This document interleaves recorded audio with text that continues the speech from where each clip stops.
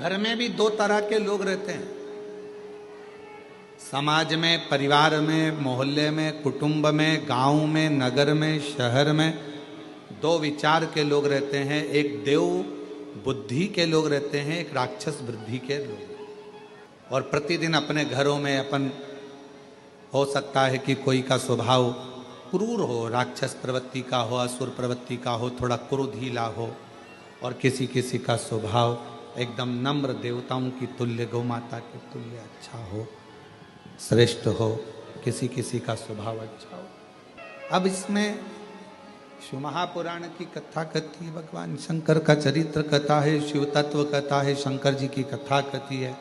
आपस में कितना भी झगड़ा हो रहा हो, आपस में कितनी भी लड़ाई हो रही हो, कितना भी झगड़ा हो रहा हो, पर आखिरी में जैसे मंथन में विष निकला, गौमाता निकली, रतन निकला, माणिक मोती निकले, औषधि निकली, उसी तरह घर में जब क्लेश होता है, एक दूसरे से झगड़ा, सास बहू का झगड़ा हो, बहन भाई का झगड़ा हो, बहन बहन का झगड़ा हो, देवरानी जेठानी का झगड़ा हो, परिवार मोहल्ले में कितना भी झगड़ा हो, और शिव पुराण की कथा कहती है इन झगड़े में आखिरी में इतना याद जरूर रखना कि सब निकल जाए मन का मेल, तब अमृत जरूर निकलना चाहिए। मतलब एक दूसरे में साझा जरूर होना, तब एक दूसरे से साझा बनाओ। जेठानी से कितना भी झगड़ा हो जाए ना, देवरानी से कितना भी झगड़ा हो जाए, सास बहू का कितना भी झगड़ा हो जाए, भाई भाई का कितना भी झगड़ा हो जाए, रिश्तेदार का कितना भी झगड़ा हो जाए,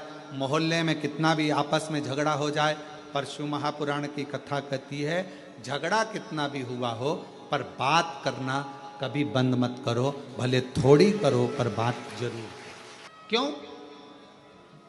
कितना बड़ा भी झगड़ा हो, उसका अंत बातों से होता है। हम क्या करते हैं कि झगड़ा हुआ तो बात करना बंद कर देते हैं, झगड़ा हुआ तो हमने बोलना बंद कर दिया, झगड़ा हो गया तो हमने उसका मुंह देखना बंद कर दिया, झगड़ा हो गया तो हमने बात करना बंद कर दी। मतलब वो फिर बात धीरे धीरे धीरे धीरे बढ़ती जाती, और वो झगड़ा फिर आखिरी में बहुत बड़ा घात उत्पन्न करता है, घर को, परिवार को, कुटुंब को, नातों को, रिश्तों को तोड़ देता। बात करना कभी बंद मत करो, थोड़ा थोड़ा चर्चा, थोड़ी थोड़ी बातें चलते रहे।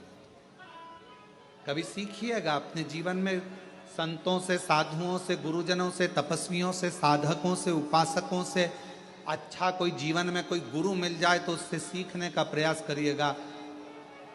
यहाँ तक आपको शिव महापुराण की कथा भी ये सीख देती है कि आप सीखिएगा कि कितना कितना दुनिया के कितना कितना लोग अपशब्द कहते हैं, ताना देते हैं, गालियाँ देते हैं, आड़ा टेढ़ा कहते हैं।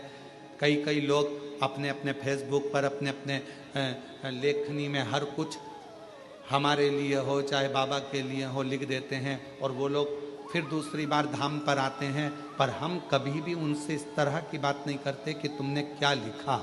हम उनका सम्मान ही करते हैं, उन्होंने जो लिखा अपनी मर्जी से।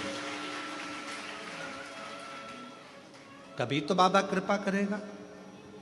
दुनिया के लोग न्याय करने में जल्दबाजी कर सकते हैं, पर मेरा शंकर भगवान, मेरा कुबरेश्वर बाबा एक ना एक दिन न्याय जरूर करता है। किसी ने हमको गाली दी है तो उसको भी एक ना एक दिन गाली खाने को मिलती ही है। किसी ने हमको अपशब्द कहा तो उसको भी एक ना एक दिन अपशब्द सुनने को मिलता ही है। किसी ने हम पर उंगली उठाई तो एक ना एक दिन उस पर भी उंगली उठती ही है। ये विचार अपने अंदर, आप शंकर के भक्त, आप विद्वान हैं, आप किसी पर उंगली उठा रहे हो तो एक दिन कोई बड़ा विद्वान आपको भी मिलेगा, आप पर भी उंगली उठाए, फिर उसको भी कोई मिलेगा तो वो भी उंगली उठाए। इसलिए अपने निर्णय को, अपने न्याय को परमात्मा पर छोड़ दो, हम उसके आश्रित। जेठानी ने झगड़ा कर लिया, बात करना बंद कर दिया, देवरानी ने झगड़ा कर लिया, बात करना बंद कर दिया, सास ने झगड़ा कर दिया, बहू ने बात करना बंद कर दिया, बहू ने करा तो सास ने बात, ना ना, आपस में बातचीत चालू रहने दो। कभी ना कभी ये झगड़ा एक ना एक दिन ठंडा होगा, और जब ठंडा होगा तब फिर आप और दुनिया के लोग फिर एक